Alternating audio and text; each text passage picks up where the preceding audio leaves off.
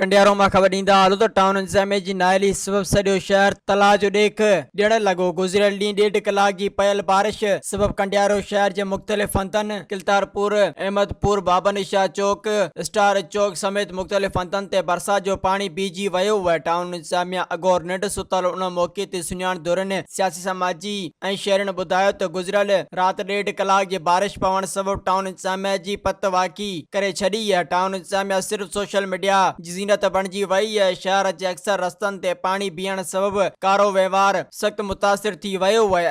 असांखे गुज़िरियल ॾींहं खां टाउन इंतज़ामिया किथे नज़र न पई अचे। लखें रुपयनि जी बजट हुअण बावजूद सॼो शहर गंदगी जो ढेर बणिजी चुको आहे, पर इंतज़ामिया नोटिस वठण लाइ तयार न आहे। हिननि मुतालबो कयो त टाउन इंतज़ामिया जी नाइल ऑफिसर खे हटाए अहल ऑफिसर मुक़रर करे कंडियारो शहर में बीठल बरसाती पाणी ऐं गंदगी जी सफ़ाई कराए शहरनि मां मायूसी ख़त्म कराई वञे। अस्सलाम वालेकुम, दिस इज़ फरजाना बाहर। सूमरा वॉलपेपर दुकान कासमाबाद में खुली वियो आहे। ओहो ज़बरदस्त।